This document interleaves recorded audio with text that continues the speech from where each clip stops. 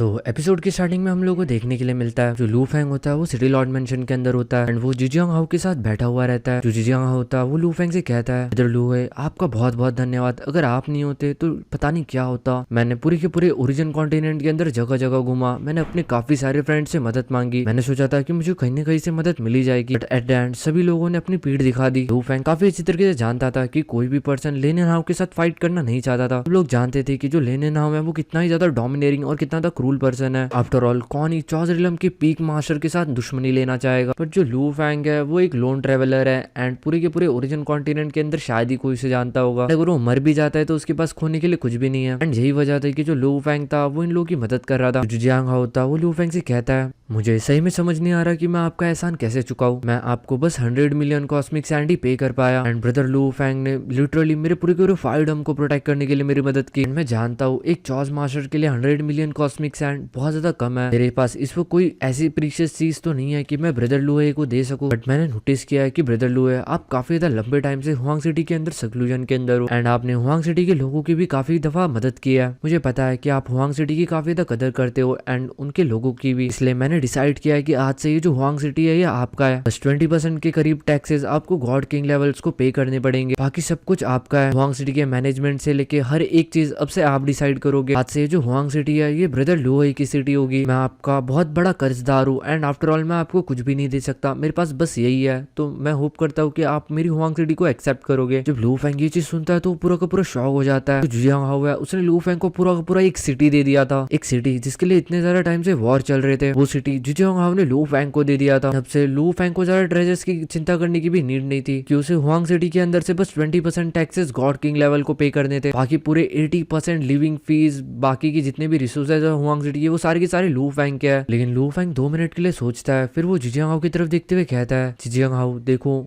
मैं Asian country of Yang Fang के अंदर जाने वाला हूँ, मैं ज्यादा टाइम के लिए हुआंग सिटी के अंदर नहीं रहने वाला। जियांग हाउ लू फैंग से कहता है ब्रदर लुए आपकी जो करंट रेपुटेशन है वो इतनी ज्यादा है कि मुझे नहीं लगता कि किसी के अंदर इतना दम होगा कि आपकी हुआंग सिटी के ऊपर वो नजर डाल सके। इवन अगर आप यहाँ पे अपना एक इनकॉग्निशन डिवाइन पावर भी छोड़ के जाते हो, मुझे नहीं लगता कि किसी के अंदर इतना दम है कि वो आपको ऑफेंड करने की कोशिश करेगा। रही बात हुआंग सिटी की, तो उसे तो पूरा का पूरा मैनेजमेंट स्टाफ ही संभालता है। हुआंग सिटी के अंदर जितने भी सबऑर्डिनेट्स है, जितनी भी फैमिलीज है, वो सारी की सारी आज से आपके ऑर्डर्स मानेंगी, वो अपने हिसाब से हुआंग सिटी को कोऑर्डिनेट करती रहेगी। आपको बस एक नजर बनाए रखनी है हुआंग सिटी के ऊपर। उसके बाद जियांग हाउ कहता है एंड आफ्टर ऑल इन सब चीजों के अंदर मेरा भी एक मतलब है, जैसे आप इस सिटी को छोड़ दोगे मुझे पता है कि लेनियन हाउ वापिस से इसके ऊपर अटैक जरूर करेगा एंड मुझे नहीं लगता कि मैं लेनियन हाउ को हरा सकता हूँ। लेकिन अगर ये सिटी आपकी हो जाएगी तो मुझे नहीं लगता कि लेनियन हाउ के अंदर इतना दम है कि वो इस सिटी के ऊपर अटैक कर सके।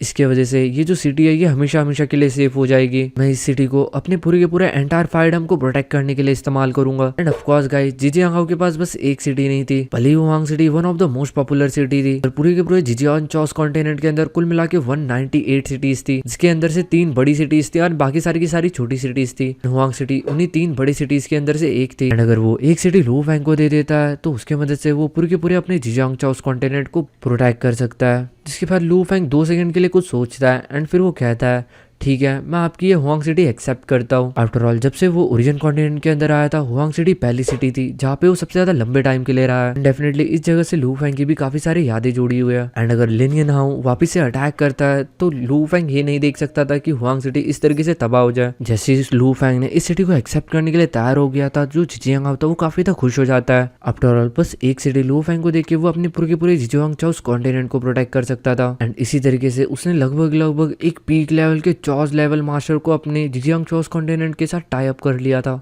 जिसके बाद जिजियांग हाउ लू फैंग से कहता है कि फाइनली ये जो वॉर है ये खत्म हो चुका है एंड जो जिंगिंग सेक्ट है वो अभी भी हुआंग सिटी के अंदर ही ट्रैप है एंड क्योंकि हुआंग सिटी अब से आपका है तो उनके साथ क्या करना है ये आप ही डिसाइड करो। इसके बाद लू फैंग थोड़ा सा सोचता है। जिंगिंग सेक्ट के अंदर कुल मिला के 2 चॉस रिलम के मास्टर्स थे, लेकिन वो ऑलरेडी यहाँ से भाग चुके हैं एंड जितने भी बचे हुए लोग हैं वो सारे के सारे इटर्नल ट्रू गॉड्स है एंड जितना भी रियल और कोड ट्रेजर था वो सारा का सारा उन 2 चॉस रिलम मास्टर्स के पास होगा। एंड रही बात इन सारे के सारे इटर्नल ट्रू गॉड्स की, तो उसे नहीं लगता था कि इनके पास उसे ज्यादा कुछ मिल सकता है। अगर कुछ मिल भी जाएगा तो लू फैंग ऑलरेडी चॉस मास्टर लेवल के ऊपर पहुंच चुका है, तो उसके लिए वो सारी की सारी चीजें बेकार होगी। इसके बाद जो जिजियांग होता है वो लू फैंग से कहता है देखो, मुझे लगता है कि वो सारे के सारे जो इटर्नल ट्रू गॉड है जो कि जिजियांग सेक्ट है, उन्होंने उन्होंने जितने भी ट्रेजर लूटे थे उनसे वो सारे के सारे ट्रेजर वापिस से ले लिए जाएंगे। मैं जानता हूँ कि वो ब्रदर लू है कि किसी भी काम के नहीं होंगे एंड आपको ये सारी चीजें पर्सनली करने की जरूरत नहीं है। मैं खुद अपनी तरफ से कुछ लोगों को वहां पे भेज दूंगा, जिसके बाद उन सारे लोगों को लूट के वो सारा का सारा ट्रेजर आप रख लेना। एंड रही बात जिजिंग सैक की, तो मुझे लगता है उसे आपको छोड़ देना चाहिए, वरना अगर आप जिजिंग सैक को तबाह कर देते हो, मार देते हो, तो आउटसाइड वर्ल्ड के अंदर बस यही एग्जाम्पल सेट होगा कि ब्रदर लू है वीक लोगों को बुली करते हैं। आपको मेरा ये ख्याल कैसा लगता है? गाइस ये कॉमन सी बात थी कि जो चौधरीलम के वॉरियर्स होते थे वो कभी भी वीक लोगों को नहीं मारा करते थे। चौधरीलम के वॉरियर्स हमें चौधरीलम के लोगों के साथ ही फाइट किया करते थे एंड यही सबसे बड़ा रीजन था कि अभी तक जो जिजियांग हाओ और लिनियन हाओ इन लोगों की जो फाइट्स होती थी वो बस इटर्नल ट्रू गॉड लेवल के वॉरियर्स के बीच में होती थी। जब तक जिजियांग हाओ खुद वॉर के अंदर नहीं उतरा था तब तक लिनियन हाओ भी वॉर के अंदर नहीं आया था। लू फेंग कहता है कि चलो ठीक है, एक काम करो, उनसे सारा का सारा ट्रेजर ले लो और उन सभी लोगों को छोड़ दो। उसके बाद लू फेंग कहता है कि मैंने देखा उन सारे लोगों ने मेरे लोगों को लूटा था, उन्होंने इवन मुझे भी ऑफेंड किया था, उन्होंने काफी सारे हुआंग सिटी के लोगों को मार भी दिया था। तो इस तरीके से जिंगजिंग सैक को रहने का कोई भी अधिकार नहीं बनता, जिंगजिंग सैक को पूरी तरीके से तबाह कर देना चाहिए। और रही बात जिजियांग सैक के उन सारे इटर्नल ट्रू गॉड्स की, तो रही बात उन सारे इटर्नल ट्रू गॉड्स की, तो हर एक इटर्नल ट्रू गॉड को ट्रैक किया जाए। जिन जिन लोगों ने हुआंग सिटी के अंदर लोगों को मारा है उन लोगों को नहीं छोड़ा जाएगा, उनको डायरेक्टली मार दिया जाएगा। एंड जिन्होंने किसी को भी नहीं मारा है उनको छोड़ दिया जाए। एंड इवन जिन लोगों को छोड़ा जा रहा है उन लोगों को भी पूरी तरीके से नंगा करके छोड़ा जाए, यानी कि उनसे उनकी सारी की सारी दौलत इंक्लूडिंग जो भी उन्होंने लूटा है वो सारी की सारी चीजें ले ली जाए। जब जिजियांग हाओ ये सारी चीजें सुनता है तो वो थोड़ा सा शॉक हो जाता है। वो लू फेंग से कहता है अगर आप जिजियांग सैक को पूरी तरीके से डिसबैंड कर देते हो, खत्म कर देते हो, तो जिजियांग सैक के अंदर अभी भी 2 चौधरीलम के मास्टर्स है जो कि जिजियांग सैक के बाहर है, हम उन लोगों को ऑफेंड कर देंगे इस तरीके से। लू फेंग कहता है आफ्टर ऑल मैं सभी लोगों को छोड़ता रहा हूँ, बस जिन लोगों ने ज्यादा अपनी बकचोदी पेलने की कोशिश की है, जिन लोगों ने खुले आंग लोगों को स्लॉटर किया है, मैं बस उन्हीं लोगों को मार रहा हूँ। एंड आफ्टर ऑल मैं इतना भी ज्यादा दयालु नहीं हूँ जिजियांग ग्रेट सेज जितना। जिजियांग सैक ने पहले जिजियांग ग्रेट सेज को ऑफेंड किया था एंड उसी के कारण आज जिजियांग सैक पूरी तरीके से डिक्लाइन सेक्ट बन चुकी थी, but still at the end जो जिजियांग सैक थी वो जिंदा थी कम से कम। बट लू फेंग आज से पूरी की पूरी जिजियांग सैक को खत्म कर देना चाहता था, जिसके बाद जो जिजियांग हाओ होता है वो कुछ भी नहीं बोलता, वो कहता है ये आपकी सिटी है, आप जो चाहे वो कर सकते हो। जिजियांग हाओ काफी अच्छी तरीके से जानता था कि आफ्टर ऑल लू फेंग काफी ज्यादा पावरफुल है एंड लू फेंग के पास अभी भी काफी सारी सीक्रेट्स है एंड आफ्टर ऑल उसके पास है ही क्या खुद का, उसका बस एक ओल्ड सर्वेंट और उसका एक डिसाइपल, इन दोनों के अलावा उसके जिंदगी में कोई भी चीज इंपॉर्टेंस नहीं रखती। एंड इसलिए अगर वो किसी चौधरीलम के मास्टर से लड़ता भी है तो उसे उनसे लड़ने में कोई भी दिक्कत नहीं होगी, क्योंकि आफ्टर ऑल लू फेंग की परवाह करने वाला कोई नहीं है। सो ये जो चीज है ये काफी ज्यादा स्वाभाविक हो सकती है कि जो लू फेंग है वो काफी ज्यादा डोमिनेटरी एक्शंस लेता है, उसे जब जिसको मारने का मन करे वो खुलेआम मार देता है, वो किसी के बाप से नहीं डरता। इसके बाद जो जिजियांग हाओ होता है वो लू फेंग से कहता है कि आज से हुआंग सिटी आपका है, स्टिल मुझे ये जो चीज है ये किंग को रिपोर्ट करनी पड़ेगी। एंड आफ्टर ऑल जो 5 मेजर फैमिलीज है हुआंग सिटी के अंदर उन्हें भी मुझे मैनेज करके दूसरी जगह पे भेजना पड़ेगा। इसका मतलब था कि इसे हुआंग सिटी को थोड़ा बहुत मैनेज करना पड़ेगा, इससे पहले ये पूरी की पूरी सिटी लू फेंग को दे। वही लू फेंग हाँ के अंदर मुंडी हिलाते हुए कहता है शुक्रिया मेरे लिए इतना कुछ करने के लिए, मुझे लगता है कि आपको मेरे लिए काफी ज्यादा मशक्कत करनी पड़ रही है। जहाँ पे लू फेंग और जिजियांग हाओ ये दोनों के दोनों आराम से बैठ के बातें कर रहे थे, वही हुआंग सिटी के अंदर हम लोगों को जिंग सेक्ट देखने के लिए मिलता है जो कि ऑलरेडी पूरी तरीके से पैनिक स्टेट के अंदर था, क्योंकि जो मार्किस लिलियन हाओ था वो ऑलरेडी भाग चुका था एंड जिजियांग सेक्ट के अंदर अभी भी वो लीडर और उसके 18 एल्डर्स वो सारे के सारे काफी ज्यादा कंफ्यूज थे कि उनकी जो जिंदगी और मौत था वो लू फेंग और मार्किस जिजियांग हाओ ही डिसाइड करने वाला था। इनके तरफ से जो चॉस मास्टर यानी कि लेनिन हाओ वो तो जा चुका था, इस वक्त हुआंग सिटी के अंदर 2 चॉस पीक लेवल के मास्टर्स है, जो कि एक जिजियांग हाओ और दूसरा लू फेंग था। उनका लीडर कहता है अभी हम कुछ भी नहीं कर सकते, लू हे गॉड और मार्किस जिजुआंग ये दोनों के दोनों सिटी के अंदर है, हमारी इतनी ज्यादा औकात नहीं है कि हम उन्हें रेजिस्ट कर सके। हमारे क्लैन के अंदर अभी भी 2 एंसेस्टर है, तो मुझे लगता है कि बस उनकी थोड़ी बहुत इज्जत करके मे भी हो सकता है कि वो हमें थोड़ा बहुत जिंदा छोड़ दे, हमसे थोड़ा बहुत ट्रेजर वगैरह लूट के। लोग सोच ही रहे थे कि इनके साथ क्या क्या हो सकता है। सडनली आसमान के अंदर हम लोग को एक गोल्डन राइट देखने के लिए मिलती है, जो पूरी की पूरी हुआंग सिटी के अंदर फैल जाती है। एंड सडनली हम लोग को देखने के लिए मिलता है कि पूरा का पूरा जो एंटायर जिंग सेक्ट होता है, जो कि उन्होंने हेडक्वार्टर बना के रखा था, उसके अंदर जितने भी इटर्नल ट्रू गॉड्स होते हैं वो सारे के सारे अपनी जगह से गायब होके डायरेक्टली हुआंग सिटी के केज के अंदर आके गिरते हैं, जो कि बहुत बड़ा ह्यूज प्रिज्म था। एक 4th लेवल के मास्टर के लिए ये सब चीजें करना कोई ज्यादा बड़ी बात नहीं है। ये जो चीज थी ये खुद मार्किस जिजियांग हाओ ने की थी। वही उस प्रिज्म के बाहर हम लोग को जियांग जुयू देखने के लिए मिलता है, जो कि एक पर्सनल गार्ड कमांडर था, जो कि लॉर्ड जिजियांग के अंडर काम करता था। वो उन सारे के सारे इटर्नल ट्रू गॉड्स की तरफ देखता है। एंड वही हम लोगों को मोरुशा और मोयो किंग यांग भी देखने के लिए मिल सकता था। जियांग जुयू इन सारे इटर्नल ट्रू गॉड्स की तरफ देखते हुए कहता है मुझे आप पे लॉर्ड लूहे ने भेजा है तुम सभी लोगों को इन्वेस्टिगेट करने के लिए। सारे लोगों को इन्वेस्टिगेट किया जाएगा जिन जिन लोगों ने हुआंग सिटी के अंदर लूटपाट मचाई थी एंड लोगों को मारा था। ये चीज सुनते ही वो जो हजारों इटर्नल ट्रू गॉड्स है उन लोगों के दिल काफी तेजी से धड़कने लग जाता है। हम लोगों को देखने के लिए मिलता है जो जिंग सेक का लीडर होता है वो तुरंत अपने एंसेस्टर्स को कांटेक्ट करता है, यानी कि वो 2 चौज रिलम के मास्टर जो कि भाग चुके हैं वो उनको कांटेक्ट करते हुए कहता है कि हम लोगों को जिंदा हुआंग सिटी के जेल के अंदर पकड़ लिया गया है एंड साथ ही साथ वो हम सभी लोगों को इन्वेस्टिगेट कर रहे हैं रॉबरी और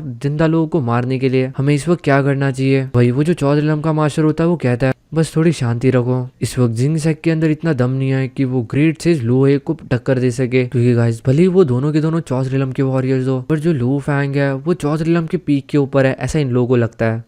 एंड एक चौध रिलम के पीक वाला वॉरियर काफी ज्यादा पावरफुल होता है किसी भी नॉर्मल चौध रिलम के वॉरियर से। जब लेनिन हा उसका कुछ नहीं बिगाड़ पाया तो ये दोनों क्या ही उखाड़ लेंगे। इस चीज का अंदाजा आप एक चीज से लगा सकते हो, पुराने टाइम के अंदर जो जिंगिंग साइड थे उसके अंदर कुल मिला के 3 चौध रिलम के मास्टर्स थे जिन्होंने ग्रेट से जुजोंग को ऑफेंड कर दिया था। एंड वो जो बंदा था वो भी चौध रिलम के पीक के ऊपर था, उस बंदे ने पूरे के पूरे जिंगिंग साइड के ऊपर हमला कर दिया था। टाइम वो 3 चौध रिलम के मास्टर मिलके भी उस पर्सन को नहीं हरा पाए थे। इवन उन 3 चौज रिलम के मास्टर्स के अंदर से एक मारा भी गया था एंड ये दोनों जैसे तैसे करके अपनी जान बचा के भागे थे। एंड तब से इनका पूरा का पूरा जिंग सैक तबाह हो चुका था एंड काफी ज्यादा डिक्लाइनिंग स्टेज के ऊपर था। तो इस वक्त तो ये दोनों अकेले ही है एंड लू फेंग शायद से उससे भी ज्यादा पावरफुल है, तो वो इस बंदे को कैसे ऑफेंड कर सकते हैं। उनके एंसेस्टर कहते हैं देखो इस वक्त हम कुछ भी नहीं कर सकते, अगर ग्रेट सेज लू है थोड़े बहुत दयालु होंगे तो मे भी तुम्हारी जान बच दे, वरना ये सारी की सारी चीजें तुम्हारे फेथ के ऊपर डिपेंड करती है। इसके बाद वो डायरेक्टली कम्युनिकेशन कट कर देते हैं बिकॉज ऑलरेडी जो 2 चौज रिलम के एंसेस्टर थे वो काफी ज्यादा एग्जॉस्ट हो चुके थे। वैसे भी जब इन लोगों ने हुआंग सिटी के अंदर अटैक किया था लोगों ने पहले ही बोला था कि लोगों को बस लूटा जाए, किसी को भी मारने की जरूरत नहीं है। बस स्टिल जो जिंग सेक्ट है वो काफी ज्यादा रैकलेसली लोगों को मार रहा था, वो लोगों को खुलेआम स्लॉटर कर रहा था। एंड फाइनली पूरी की पूरी सिचुएशन अभी इन लोगों के ऊपर पलट चुकी थी।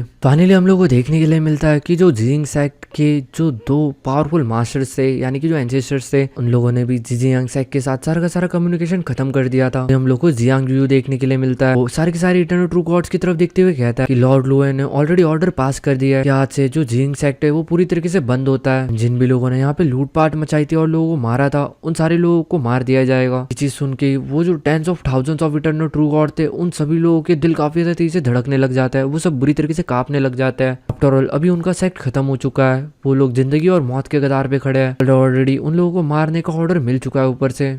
तभी अचानक से जो जियांग यू जो होता है वो कहता है हम जानते हैं कि तुम सारे के सारे इटर्नल ट्रू गॉड्स, काफी सारे इटर्नल ट्रू गॉड्स ने बस ऑर्डर्स फॉलो किया है, उनको ऊपर से ऑर्डर्स मिले थे कि उन्हें हुआंग सिटी को लूटना है, इसलिए जो हमारे लॉर्ड लू है वो काफी ज्यादा दयालु है, तो जिन लोगों ने किसी को भी नहीं मारा होगा उन लोगों को छोड़ दिया जाएगा नंगा करके, यानी कि उनके सारे के सारे ट्रेजर लेके। लेकिन जिन लोगों ने बाकी के लोगों को मारा है उन लोगों को नहीं बख्शा जाएगा, उन्हें उसी तरीके से मारा जाएगा। एंड ये चीज सुन के काफी सारे इटर्नल ट्रू गॉड्स के सांस में सांस आती है, क्योंकि ज्यादातर लोगों ने बस लूटपाट मचाई थी एंड काफी सारे कम लोग थे जो कि खुलेआम लोगों को मार रहे थे। वही हमें एक एल्डर देखने के लिए मिलता है जिंग सेक के, वो कहता है कि हमारी जिंग सेक के अंदर 2 चौज रिलम के एंसेस्टर है, क्या तुम्हारी इतनी हिम्मत कि तुम हमें मारो? वही वो जो कमांडर होता है वो जुयू वो कहता है इस वक्त तुम्हें नहीं भूलना चाहिए कि जो लॉर्ड लू है और जो जिजियांग हाव है वो दोनों के दोनों सिटी के अंदर ही है। एंड उनके होते हुए इवन तुम्हारे 2 एंसेस्टर्स और लेनिन हाउ खुद भी आ गया, उसके बाद भी वो तुगने मिलके भी कुछ भी नहीं उखाड़ सकते। जिसके बाद जो मोरूशा होता है वो बाकी लोगों की तरफ देखते हुए कहता है कि तुम लोगों को काफी ज्यादा शुक्रगुजार होना चाहिए कि जो मेरे मास्टर है वो इतने ज्यादा दयालु है, वो सारे के सारे इटर्नल ट्रू गॉड्स को नहीं मार रहे। जो लोग काफी ज्यादा एरोगेंटली बिहेव कर रहे थे और लोगों को मार रहे थे वो उन्हीं को मार रहे हैं। चिंता मत करो, किसी भी इनोसेंट इटर्नल ट्रू गॉड को नहीं मारा जाएगा, क्योंकि पूरी हुआंग सिटी के अंदर काफी सारे सर्विलेंस कैमराज लगे हुए हैं, तो उस हिसाब से एक एक इटर्नल ट्रू गॉड को आराम से चेक कर करके मारा जाएगा।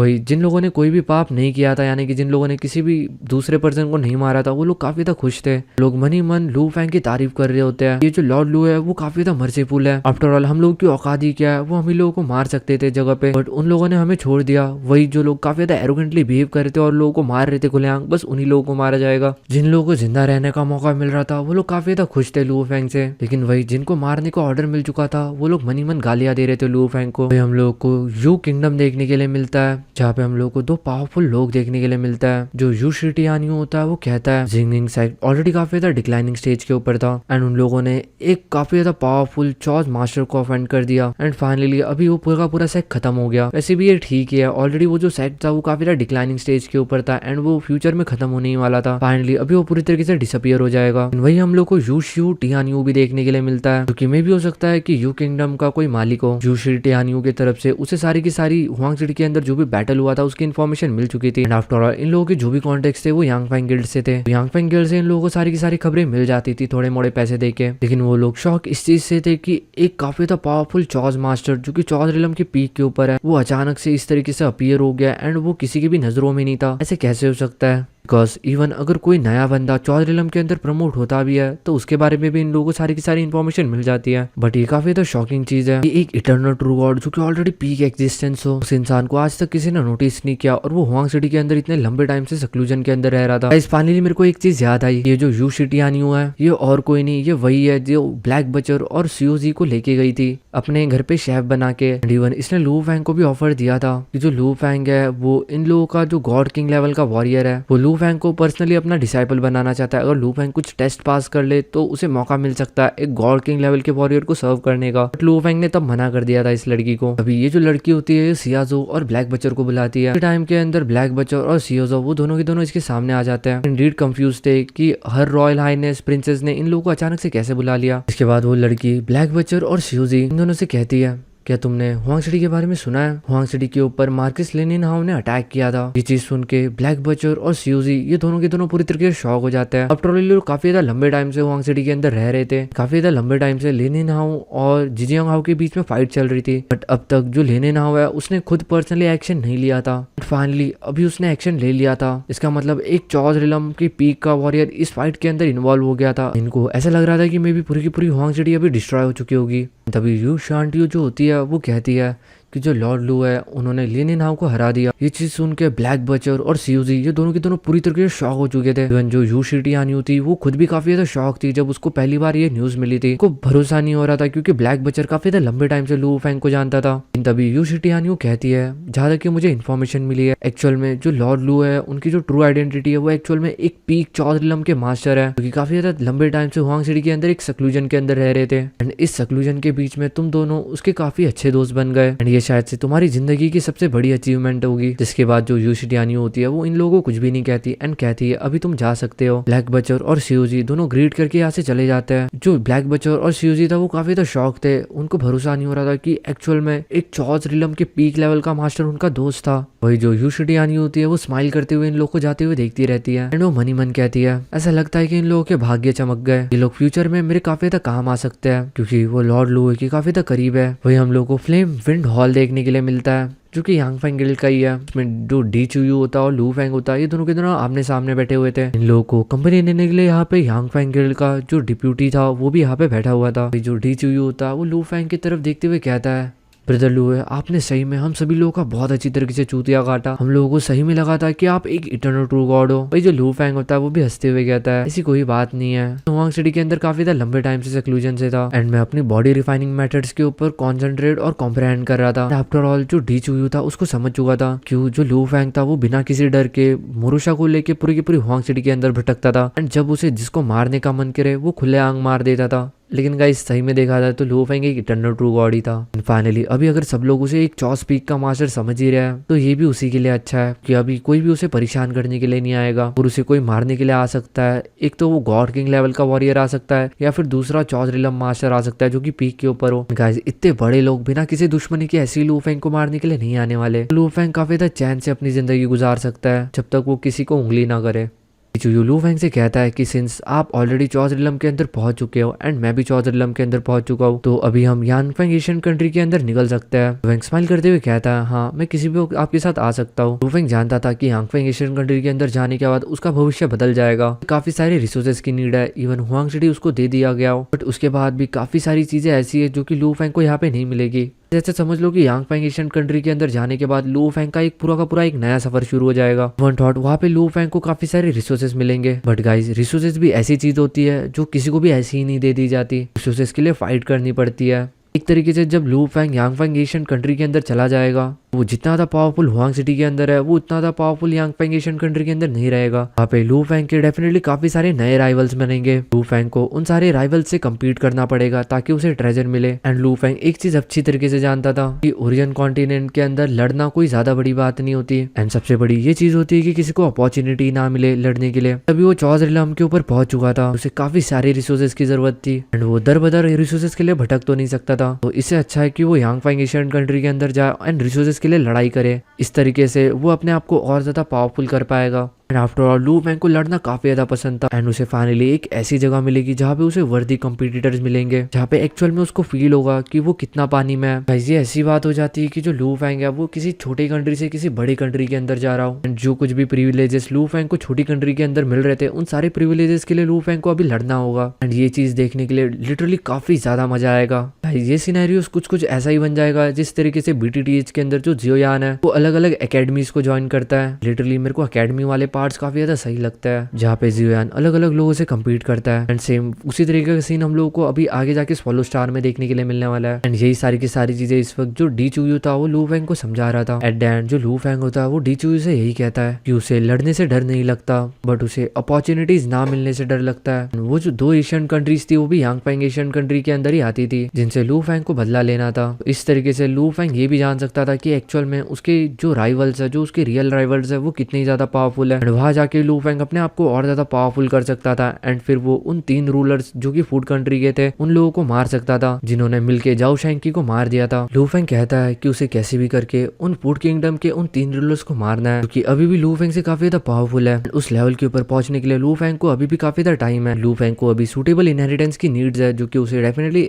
एशियन यांगफेंग एशियन कंट्री के अंदर जाके ही मिल सकता है। इस वक्त लू फेंग काफी ज्यादा एक्साइटेड था एक नए कंपटीशन के अंदर एंटर करने के लिए। एंड गाइस अगर देखा जाए तो यांगफेंग एशियन कंट्री भी इतना ज्यादा सेफ नहीं है। यांगफेंग एशियन कंट्री आती है फ्लेम विंग एशियन कंट्री के अंदर। फ्लेम विंग एशियन कंट्री और थंडर एशियन कंट्री इन दोनों की कभी भी बनी नहीं है। इन दोनों के अंदर हमेशा छोटे मोटे कॉन्फ्लिक्ट्स होते रहते हैं एंड जो छोटे मोटे कॉन्फ्लिक्ट्स होते हैं वो चौज रिलम के ऊपर होता है। तो इस तरीके से आप अंदाजा लगा सकते हो इवन अगर कोई बड़ी कॉन्फ्लिक्ट हो जाए तो गॉड किंग लेवल के लोग भी यहाँ पे आ जाते हैं। तो यहाँ पे गॉड किंग के भी गॉड किंग है ऐसा समझ लो जो कि अपने अंडर छोटे मोटे गॉड किंग्स को छोटी मोटी फाइट्स के अंदर भेज सकते हैं। वही जो डी चुयू था वो भी काफी ज्यादा खुश था। जो डी चुयू था उसने भी अपना ब्रेक थ्रू अभी किया था चौज रिलम के अंदर। लू फेंग को एशियन कंट्री का गेस्ट बना के उसको लू फेंग का सपोर्ट मिलने वाला था आगे बढ़ने के लिए। एंड रिलेटिवली देखा जाए तो ये डी चुयू है वो इतना ज्यादा टैलेंटेड नहीं था लू फेंग जितना। तो अगर वो लू फेंग के साथ एशियन यांगफेंग कंट्री के अंदर जाता है तो एक तरीके से उसको एक बहुत ग्रेट सपोर्ट मिलेगा। डी चुयू लू फेंग से कहता है कि जल्दी एक नया ओनर यांगफेंग गिल्ड के अंदर आ जाएगा। उसके बाद पूरा पूरा यांगफेंग गिल्ड के अंदर जितना भी कारोबार है वो उसे सौंप दिया जाएगा। उसके बाद हम आराम से यांगफेंग एशियन कंट्री के लिए निकल सकते हैं। फाइनली सीन शिफ्ट होता है एंड हम लोगों को देखने के लिए मिलता है कि हुआंग सिटी फाइनली पूरी तरीके से शांत हो चुका था। जितने भी बैटल्स हुआंग सिटी के अंदर हो रहे थे वो पूरी तरीके से खत्म हो चुके थे। इटर्नल ट्रू गॉड्स की हम लोगों को छोटी मोटी टुकड़ियां देखने के लिए मिलती है। सारे के सारे लोग जिंग सैक के थे। ये लोग काफी ज्यादा खुश थे कि इन लोगों को जिंदा छोड़ दिया गया था। बस ज्यादा से ज्यादा इनके वेपन्स ले लिए गए थे एंड इनसे थोड़ा बहुत कॉस्मिक सैंड वगैरह ले लिया गया था। सबसे बड़ी बात थी कि उनके पास पैसे हो या ना हो उनके पास उनकी जान थी। उस रात काफी ज्यादा लार्ज नंबर के अंदर eternal true gods, void true gods और ट्रू गॉड्स जो कि हार्ट शैडो गेट के थे उन सभी लोगों को रिलीज कर दिया गया था। काफी सारे इटर्नल ट्रू गॉड्स अपने अपने होमलैंड जा चुके थे क्योंकि उनके पास अभी कोई भी ट्रेजर नहीं बचा हुआ था कि वो यहाँ पे रुक सके। वही जो वॉइड ट्रू गॉड और ट्रू गॉड लेवल के वॉरियर्स थे उनमें से 90% लगभग हुआंग सिटी के अंदर ही रहने का फैसला कर लेते हैं क्योंकि पहले वो हार्ट शैडो सेक के अंदर थे जो कि एक तरीके से जिंग सेक के अंदर ही आते। एंड उनके वो जो 2 एंसिस्टर है उनको कोई भी पड़ी नहीं है। इवन लिनिन हाउ ने भी उनको छोड़ दिया। तो अभी वो पूरी तरीके से अपने खुद के ऊपर डिपेंड है। उनके पास इतनी ज्यादा स्ट्रेंथ नहीं है कि वो किसी दूसरी जगह पे जा सके। गाइस इवन अगर वो किसी दूसरी सिटी के अंदर जाते भी है रहने के लिए तो मे भी हो सकता है कि वहाँ पे उन लोगों को काफी सारी मुसीबतों का सामना करना पड़े। एंड उतना दूर जाने के लिए ना उनके पास स्ट्रेंथ थी और ना उनके पास रिसोर्सेज थे। वो लोग डिसाइड कर लेते हैं कि वो लोग हुआंग सिटी के अंदर ही अपनी रेसिडेंसीज खरीद लेंगे, मतलब एक तरीके से हुआंग सिटी के अंदर ही ठहर जाएंगे। एंड ये चीज लू फेंग काफी अच्छे तरीके से जानता था। इस तरीके से लू फेंग ने खुद का ही फायदा कराया था क्योंकि इस तरीके से बिलियंस ऑफ ट्रू गॉड्स और लगभग millions of void true gods, कुछ हजारों इटर्नल ट्रू गॉड्स जो कि हुआंग सिटी को छोड़ के नहीं जाएंगे, वो सारे के सारे हुआंग सिटी के अंदर ही बच जाएंगे। इन सभी लोगों से जो भी टैक्सेस आएंगे वो लू फैंग की जेब में जाएंगे। आपको पता होगा कि पहले हुआंग सिटी के अंदर कितने कम इटर्नल ट्रू गॉड्स है। वन थॉट जो ज्यादातर इटर्नल ट्रू गॉड्स है वो तो दूसरे कंट्री के अंदर चले ही जाएंगे, क्योंकि इटर्नल ट्रू गॉड होता है, वो काफी ज्यादा पावरफुल होता है। बट स्टिल अगर कुछ इटर्नल ट्रू गॉड यानी कि 1000 से 1500 इटर्नल ट्रू गॉड से करीब करीब इसके अंदर से अगर 600-700 इटर्नल ट्रू गॉड्स भी अगर हुआंग सिटी के अंदर रह जाते हैं तो इस चीज से जो हुआंग सिटी की पावर है वो काफी ज्यादा बढ़ जाएगी। उनसे लू फैंग दबा के टैक्स वसूली कर सकता है। सिटी लॉर्ड मेंशन के अंदर से लू फैंग और मुरुशा हम लोगों को देखने के लिए मिल सकता था, जो कि बालकनी से इन सारे लोगों की तरफ देख रहे थे।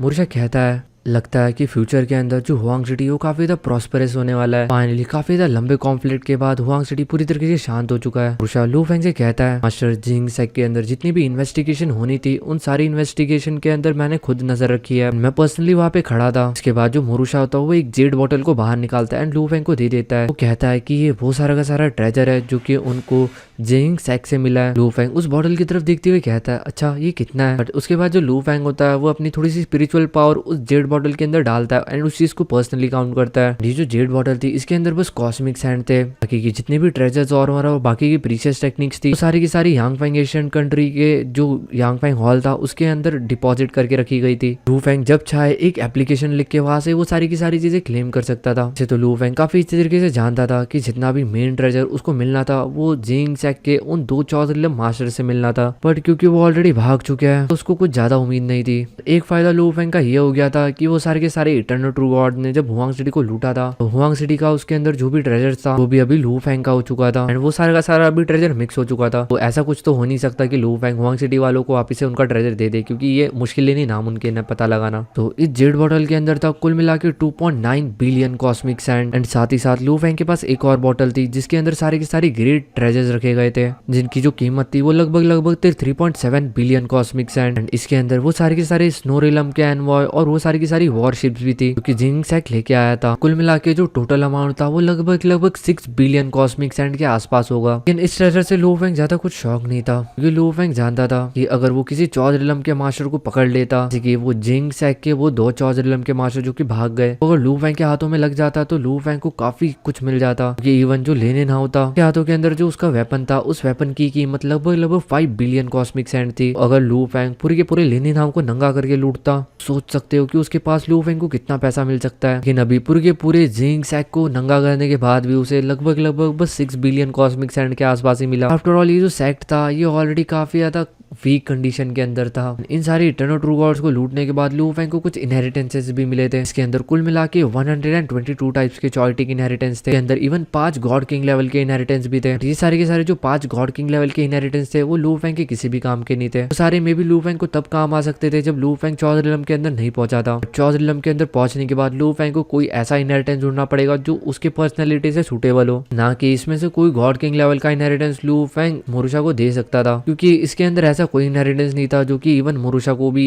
काम आ सके। जो लू फैंग था वो एवेन्यू ऑफ लाइफ और एवेन्यू ऑफ डिस्ट्रक्शन को कॉम्प्रहेंड कर रहा था। वही जो मुरुशा था वो तो पूरी तरीके से गॉड ऑफ डिस्ट्रक्शन था। सो इनकी पर्टिकुलर फील्ड के अंदर उनको कोई सुटेबल इनहेरिटेंस मिल जाए थोड़ा मुश्किल था। चॉज मास्टर चूयू जो कि काफी ज्यादा रॉयल फैमिली से बिलोंग करता है यांग फैंग एशियन कंट्री के, उनको भी रिसोर्स के लिए फाइट करनी पड़ रही है। उसको कहीं ना कहीं लू फैंग का सपोर्ट लेना पड़ रहा है उनके एशियन कंट्री के अंदर। इस तरीके से आप अंदाजा लगा सकते हो कि एक चौधरिलम के मास्टर को रिसोर्सेज ढूंढने के लिए कितनी ज्यादा दिक्कत आती है। अगर जो लू फैंग है वो यांग फैंग एशियन कंट्री का गेस्ट ऑफिशियल नहीं बनता तो इवन उसके पास एक चांस भी नहीं होता। तो हम लोगों को 5 मेजर फैमिलीज का सीन दिखाया जाता है जिनके जो ओनर्स थे वो थोड़े बहुत डिससेटिस्फाई थे, बिकॉज आफ्टर ऑल इन लोगों ने पास्ट के अंदर इवन लू फैंग को मारने के बारे में भी सोचा था। बट एट द एंड इनमें से किसी को ही पता था कि जो लू फैंग है वो एक पीक लेवल का एग्जिस्टेंस निकल जाएगा। अब से पूरा पूरा हुआंग सिटी लू फैंग का हो चुका है। तो पुराने टाइम के अंदर जिस तरीके से वो पूरी की पूरी हुआंग सिटी के अंदर रूल करते थे आराम से खाते पीते, भी उनके अच्छे दिन पूरी तरीके से जा चुके हैं। अगर उनको हुआंग सिटी के अंदर सर्वाइव करना है तो उनको मेहनत करनी पड़ेगी। कुछ एशियन कंट्रीज ने अपना बोरिया बिस्तर भी पैक कर लिया था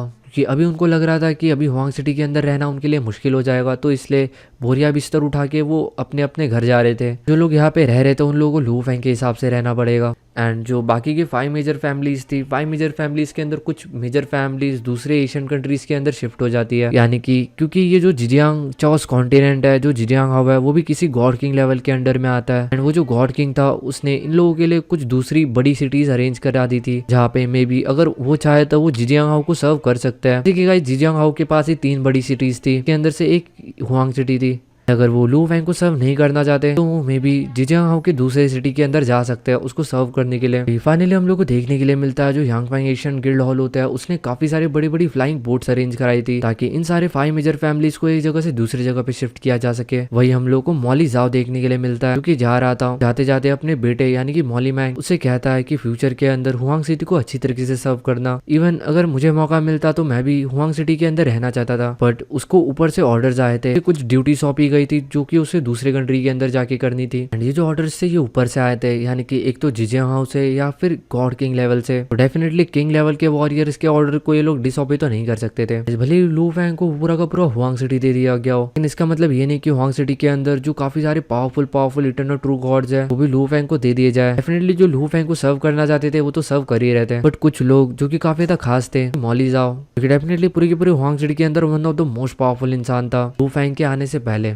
इसके जैसे बंदे को दूसरे सिटी के अंदर शिफ्ट कर दिया गया था। हमें देखने के लिए मिलता है मॉली क्लैन के ज्यादातर जितने भी मेंबर्स होते हैं वो सारे के सारे मॉली जाओ के साथ जा रहे थे, लेकिन वही कुछ लोगों को यहाँ पे छोड़ दिया गया था। मॉली जाओ अपने बेटे से कहता है कि तुमको इन लोगों का काफी अच्छी तरीके से ध्यान देना है। मॉली जाओ ने 3 इटर्नल ट्रू गॉड्स को भी यहीं पे छोड़ दिया था ताकि वो राज कारोबार वगैरह संभालने में मॉली मैंग की मदद कर सके। हम लोग को सिटी लॉर्ड मेंशन का सीन दिखाया जाता है जहाँ पे हम लोग को लू फैंग के सामने मॉली मैंग देखने के लिए मिलता है एंड मू यूहू देखने के लिए मिलता है। गाइस मू यूहू और कोई नहीं व्हाइट जेट टाइगर है क्योंकि लू फैंग को सबसे पहले मिला था। फाइनली लू फैंग ने इन दोनों को प्रमोशन दे दिया था। फाइनली अब से इन दोनों को हुआंग सिटी का डिप्टी लॉर्ड बना दिया गया था। इस तरीके से आप देख सकते हो गाइस ये जो मू यूहू है इसकी जिंदगी कितनी ज्यादा बदल गई। जब लू फैंग से पहली बार मिला था तब ये काफी ज्यादा डरा हुआ था। इसके पास एक ट्रेजर था जो कि वो छुपते छुपाते हुए अपने बच्चों के लिए लेके जा रहा था एंड वही अचानक से उसे लू फैंग मिल गया था। स्टार्टिंग में वो लू फैंग से काफी ज्यादा डर गया था, लेकिन बाद में लू फैंग काफी अच्छा निकला एंड लू फैंग को उसने पूरा का पूरा हुआंग सिटी का मुआवजा दिया था, यानी कि इन्फॉर्मेशन वगैरह दी थी। एंड फाइनली आज वो इस हुआंग सिटी का एक डिप्टी लॉर्ड बन गया। उसके 3 बच्चों के अंदर से एक बच्चा मर गया, बट स्टिल उसके बाकी के जो 2 बच्चे हैं उनका फ्यूचर पूरी तरीके से चमक गया। एक लू फैंग का डिसाइपल बन गया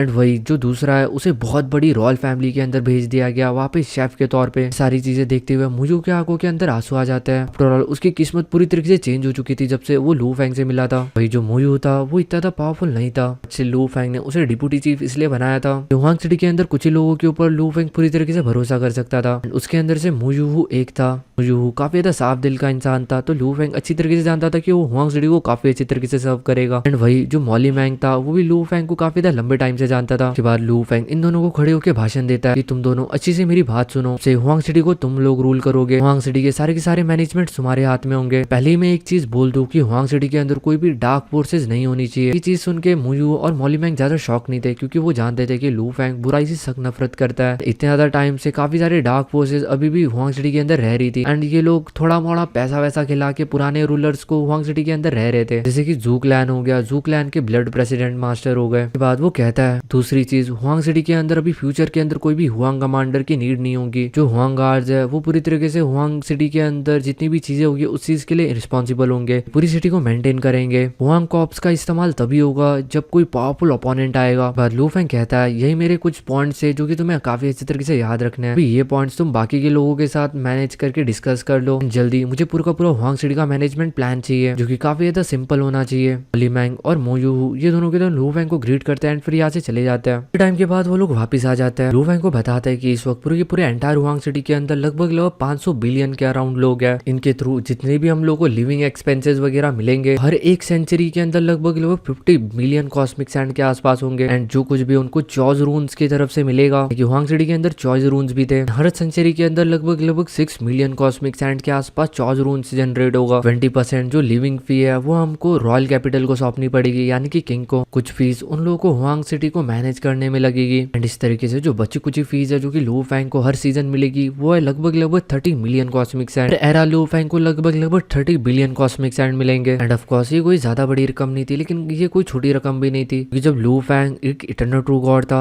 जियांग हाउ ने उसे लगभग 100 मिलियन कॉस्मिक सैंड में हायर किया था। इस वक्त लू फैंग को लगभग 30 बिलियन कॉस्मिक सैंड मिल रहा है हर सेंचुरीज के लिए। डेफिनेटली बहुत ज्यादा बड़ी रकम है, लेकिन चॉज मास्टर के लिए कोई ज्यादा बड़ी रकम नहीं है। जिस तरीके से मैंने आपको बताया था कि जो लेनिन हाउ के पास जो उसका ट्रेजर था वही लगभग 6 बिलियन कॉस्मिक सैंड का था। फिर भी अगर देखा जाए तो एक डिसेंट अमाउंट लू फैंग को हर सेंचुरी मिल रहा था। उसके बाद जो मोयू होता है वो लू फैंग से कहता है इटर्नल ट्रू गॉड जिन्होंने हुआंग फोर्सेस को और हुआंग सिटी को ज्वाइन किया है उनको इनहेरिटेंस चाहिए ताकि वो अपने आप को ग्रो कर सके। लू फैंग कहता है इन लोगों को जो भी इनहेरिटेंस दिए जाएंगे वो इनके उनके मेरिट्स के बेसिस के ऊपर दिए जाएंगे, यानी कि जिस तरीके से वो हुआंग सिटी को सर्व करेंगे उस हिसाब से उनको इनहेरिटेंस मिलेंगे। गाइस कॉमन सी बात है, यही सबसे बड़ा रीजन है कि यहाँ पे ये लोग एक दूसरे को फॉलो करते हैं, बिकॉज बिना किसी इनहेरिटेंस के यहाँ पे कोई भी कुछ भी नहीं है। इवन थॉट लू फेंग भी इनहेरिटेंस के लिए यांग फेंग एशियन कंट्री जा रहा था। इन सारे मेरिट्स को, यानी कि जिस बेसिस के ऊपर इन बाकी के इटर्नल ट्रू गॉड्स को इनहेरिटेंस दिए जाएंगे, सब चीजों को किस तरीके से मैनेज करना है ये तुम लोग अपने हिसाब से देख लो। भी तुम जाओ और जाके एक डिटेल प्लान बनाओ इस चीज का। उसके बाद मॉली मैंग और मोयू वापिस से लू फेंग को ग्रीट करते हैं, चले जाते हैं। यहाँ पे हम लोग को मोरुशा भी देखने के लिए मिल सकता था एंड मॉली मैंग भी। मोरुशा लू फेंग से कहता है जो मॉली मैंग फैमिली है वो देखा जाए तो अभी भी थोड़ी बहुत पावरफुल है। कुल मिला के मोरुशा का कहने का मतलब ये था, लू फेंग ने जिस तरीके से मॉली मैंग और मोयू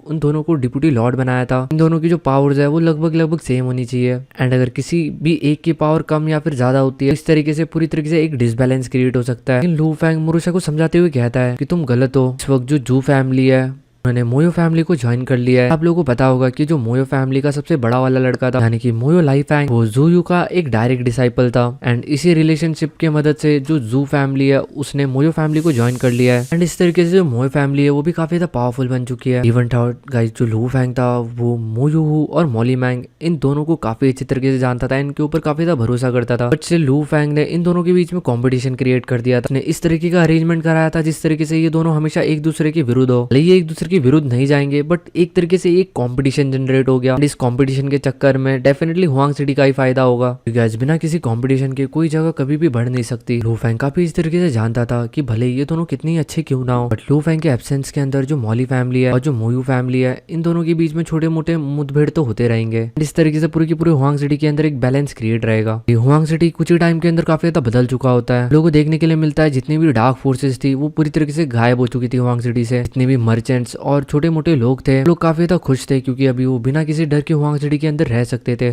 उनको पहले काफी ज्यादा बुरी तरीके से लूटा जाता था, बट अभी उनको लूटने के लिए कोई भी नहीं था। अभी उनका फ्यूचर काफी ज्यादा बेटर था। इवन थॉट हुआंग सिटी को टैक्स वगैरह पे करने के बाद भी उन लोगों को बाकी लोगों को हफ्ता देना पड़ता था, कुछ मेजर फैमिलीज को। बट क्योंकि अभी डार्क फोर्सेस गायब हो चुकी है तो इनको किसी को भी कुछ भी देने की नीड नहीं है। हुआंग सिटी का वातावरण इतना ज्यादा अच्छा हो चुका था इसलिए, और काफी सारे इटर्नल ट्रू गॉड्स और ट्रू गॉड्स धीरे धीरे करके हुआंग सिटी के अंदर आ रहे थे। इस तरीके से जो हुआंग सिटी की पॉपुलेशन थी वो भी दिन ब दिन काफी ज्यादा बढ़ने लग गई थी। वही सीन शिफ्ट होता हम लोग को लू फेंग देखने के लिए मिलता है। इस वक्त वो मोरुशा और मोयू किंगयांग के साथ था। वही हम लोग को डी चुयू भी देखने के लिए मिलता है। साथ ही यहाँ पे डिप्यूटी चीफ भी थे यांग फेंग हॉल के। जो डी चुयू होता है वो लू फेंग से कहता है कि हुआंग सिटी दिन ब दिन काफी ज्यादा बेटर होते जा रहा है। ऐसे लगता है कि हुआंग सिटी का फ्यूचर काफी ज्यादा ब्राइट है, एंड ये और भी ज्यादा ब्राइट हो सकता है, लेकिन ये सारी चीजें तुम्हारी स्ट्रेंथ के ऊपर डिपेंड करती है। ब्रदर लू है, आप जितने ज्यादा पावरफुल होते रहोगे उतने ही ज्यादा हुआंग सिटी का फ्यूचर और ज्यादा सेफ होता रहेगा। लू फेंग कहता है डेफिनेटली मैं और ज्यादा पावरफुल बनूंगा, जिसके थ्रू हुआंग सिटी का फ्यूचर और ज्यादा ब्राइट होगा।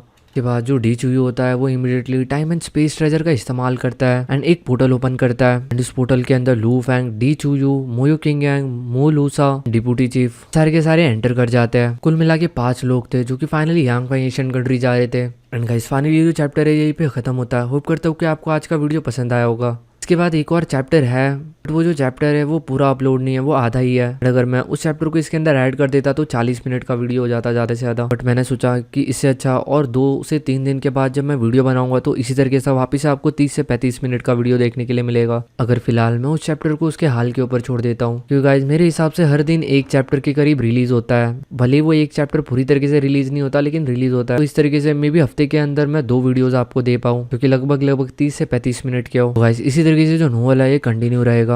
एंड फिलहाल इस वक्त मुझे कोई भी ऐसा कोई नोवेल नहीं मिला जिसके अंदर मुझे कोई स्कोप दिख सके, इसलिए फिलहाल के लिए इस चैनल के ऊपर तो स्वॉलो स्टार ही चलेगा। सेकंड चैनल के ऊपर हम लोग अलग अलग मांगास को एक्सप्लेन करते रहेंगे। जब मुझे कोई और नोवेल मिल जाता है जिसको मैं एक्सप्लेन कर सकूँ तो डेफिनेटली इस चैनल के ऊपर वो स्टार्ट हो जाएगा। एंड ये चैनल जो है वो मैंने पर्टिकुलरली बस नोवेल एक्सप्लेन करने के लिए बनाया है। एंड जो हमारा सेकंड चैनल है उसी पे मांगास आएगी। तो डेली एपिसोड्स के लिए आप सेकंड चैनल को सब्सक्राइब कर सकते हो, जहाँ पे आपको मांगास देखने के लिए मिलेगी। एंड इस चैनल के ऊपर आपको स्वॉलो स्टार सीरीज कंटिन्यू देखने के लिए मिल सकती है। डेफिनेटली कुछ लोग हैं जिनको मेरी आवाज़ सुने बिना नींद नहीं आती, तो वो लोग सेकंड चैनल को जाके सब्सक्राइब कर देना, उस पर भी 1K सब्सक्राइबर होने वाला है। एंड वो जो दूसरी मांगा मैंने स्टार्ट किया है रिवर एंड इनसैनिटी, वो काफ़ी ज़्यादा कमाल की मांगा है। अगर मांगास और एनीमे को साइड में रख दिया जाए तो वो इकलौती मांगा मुझे ऐसी लगी जिसके अंदर आपको अपने लाइफ के अंदर कुछ सीखने के लिए मिल सकता है। कि वो जो मांगा है उस मांगा को काफी सारी कंट्रीज में बैन किया गया है एंड बैन करने का सबसे बड़ा रीजन यही है कि वो मांगा आप लोगों को कहीं ना कहीं एक आइडिया देती है कि आपको सिस्टम के खिलाफ किस तरीके से लड़ना है। गाइस चाइना जैसी कंट्री में तो ऑलरेडी तानाशाही चलती है, तो उस कंट्री की गवर्नमेंट क्यों ही चाहेगी कि उसके जो लोग हैं वो सिस्टम के साथ लड़े। सो इसलिए उसे चाइना के अंदर बैन कर दिया गया है। बट डेफिनेटली उस मांगा के अंदर काफी सारे क्रूल मेथड्स है एंड मुझे लगता है कि उसकी जो नोवेल होगी वो और भी ज्यादा इंटरेस्टिंग होगी। और उसकी नोवेल को मैं स्टार्ट करूंगा उसकी मांगा की पॉपुलैरिटी के हिसाब से। अब अगर उसके मांगास के अंदर मुझे अच्छे खासे व्यूज मिल जाते तो उसकी नोवेल भी मैं स्टार्ट कर दूंगा। उसकी नोवेल एक्सप्लेन करना काफी ज्यादा डिफिकल्ट होगा क्योंकि इवन जब मैं मांगा ही एक्सप्लेन कर रहा था तभी मेरा दिमाग खराब हो गया था। उसके अंदर बहुत सारी ऐसी चीजें होती है जो पूरी तरीके से दिमाग के ऊपर चली जाती है एंड कुछ समझ नहीं आता, तो शायद ही मेरे को उसका नोवेल समझ आए। स्टिल अगर अच्छा रिस्पॉन्स होता है तो मैं उसका नोवेल भी स्टार्ट कर दूंगा। तब तक आप एंजॉय करो फॉलो स्टार को। सो मिलते हैं नेक्स्ट एपिसोड के अंदर, तब तक के लिए बाय बाय, गुड नाइट।